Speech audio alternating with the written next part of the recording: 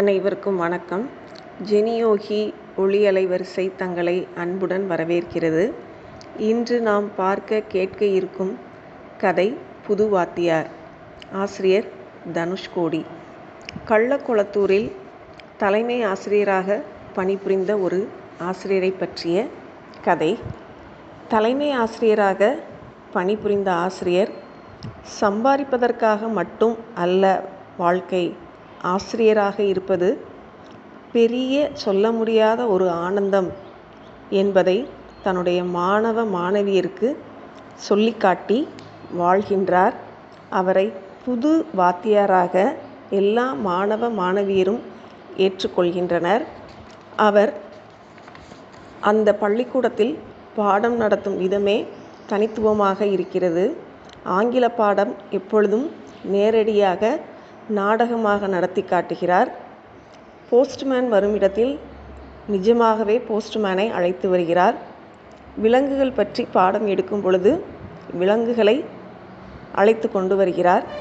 அதே போல மாதத்தில் ஒவ்வொரு வெள்ளிக்கிழமையும் இலக்கிய மன்ற கூட்டத்தில் மாணவர்களின் தனித்திறமைகளை வளர்க்கும் விதமாக பேச்சு, விடுகதை, பாட்டு, நடனம், நாடகம் என அனைவருடைய தனித்திறமைகளையும் வளர்த்தெடுக்கிறார்.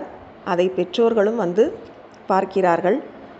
விளையாட்டு வகுப்பும் அதேபோல் இராணுவ வகுப்பை போல் நடைபெறுகிறது. பெண் பிள்ளைகள் கூட விளையாடும்போது வாத்தியாரை தங்களோடு விளையாட அழைக்கிறார்கள். ஒரு நாள் மாலையில் விளையாடி கொண்டிருக்கும் போது சுகந்தி என்ற 2ஆம் வகுப்பு மாணவி இந்த புது வாத்தியாரை சாப்பிட அழைக்கிறாள். எங்கள் கூட விளையாட வாங்க என்று சொல்லிவிட்டு சாப்பிட அழைக்கிறாள். அங்கே போய் பார்த்தா அவருக்கு ஒரு அரச இலையில் வச்சு மண்ணை அள்ளி வச்சு சின்ன பிள்ளைங்க அதை தான் சோறு, குழம்பு, கூட்டு என்று சொல்லி வைக்கிறார்கள். அதையும் அவர் ஆனந்தமாக சாப்பிட்டதை போல நடிக்கிறார். அதன் பிறகு பிள்ளைகள் தங்கள் கையில் இருக்கின்ற பிஸ்கட், பேரிச்சம்பழம் எல்லாவற்றையும் கொடுத்து சாப்பிட வைக்கின்றனர். இதேபோல் பள்ளிக்கூடம் எப்பொழுதும் மகிழ்ச்சியாக இருக்கிறது. அந்த சுகந்தி என்ற மாணவிக்கு ஆசிரியரை மிகவும் பிடிக்கிறது. எனவே அவள் தன்னுடைய திருமணத்திற்கு வருமாறு ஆசிரியருக்கு கடிதம் எழுதுகிறாள். ஏனென்றால் அவளை மிகச்சிறு வயதிலேயே படிப்பை நிறுத்தி விடுகிறார்கள். ஏனென்றால் அந்த ஊர் பண்ணையார் மகள். ஆனால் அந்த மாணவிக்கு அந்த புது வாத்தியார் மேல் அப்படி ஒரு அன்பு. அவள் அந்த ஆசிரியருக்கு கடிதம் எழுதுகிறாள். உங்கள் பணிவுள்ள மாணவி எழுதுகிறேன்.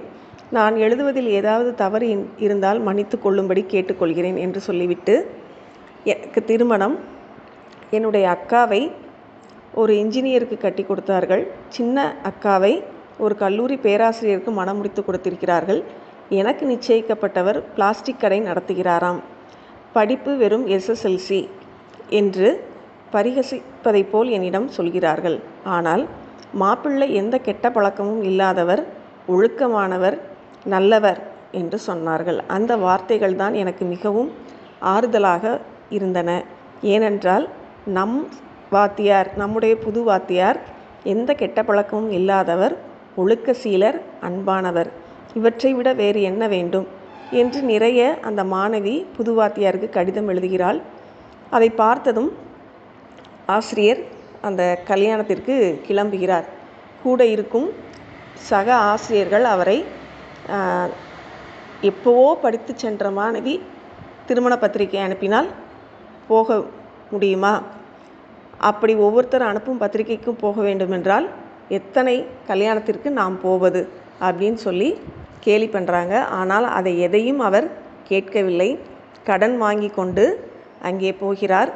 அவருக்கு தெரிந்த ஒரு ஆசிரியர் வீட்டில் சென்று குளித்து அவரும் அவருடைய மனைவியும் கிளம்பி அவர்களும் அதே கல்யாணத்திற்கு செல்கின்றார்கள். அங்கே திருமண வீட்டிற்கு செல்கின்றார்கள். திருமண மேடையில் மணமகளும் அமர்ந்திருக்கிறார்கள். மணமக்கள் ஹோமத்தில் அவிசொரிந்து கொண்டிருக்கிறார்கள். இவர் முன்னாடி போய் நிற்கிறார். சுகந்தி மணப்பெண் இவரை ஏறிட்டு பார்க்கிறாள். பார்த்தவுடன் அவளுக்கு அதிர்ச்சியும் மகிழ்ச்சியும் ஏற்படுகிறது. எழுந்து குட் மார்னிங் சார் என்று எந்திரிக்கிறாள். அதை பார்த்த கூட்டமே பிரமிச்சு போகிறது.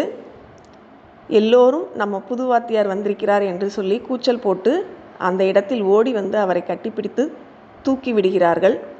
நாம் செஞ்ச கடமைக்கு பலன் இதுதான் என்று அவருடைய மனம் மகிழ்ச்சியில் துடிக்கிறது. நீட்டி அவர் கையை பெண்கள் எல்லாம் அவரிடம் படித்த மாணவிகள் பிரியமாக அன்பாக பிடிக்கிறார்கள். ஒரு பெண் தன்னுடைய குழந்தையை தூக்கி கொண்டு ஓடி வந்து புதுவாத்தியாரினுடைய கையை பிடிக்க ஓடி வருகிறாள். முடியவில்லை. இடுப்பு குழந்தையோடு குனிந்து அவர் புறங்கையில் முத்தமிடுகிறாள். அவர் உடம்பு சிலிர்க்கிறது. கண்களில் மலமளவென கண்ணீர் கொட்டுகிறது. நம்முடைய வேலையை எந்த பலனும் இல்லாமல் சிறப்பாக செய்தோம் என்றால் அதற்குரிய பலன் நிச்சயம் கிடைக்கும் என்பதை இந்த கதையின் மூலம் நாம் அறிந்து கொள்ளலாம். நன்றி.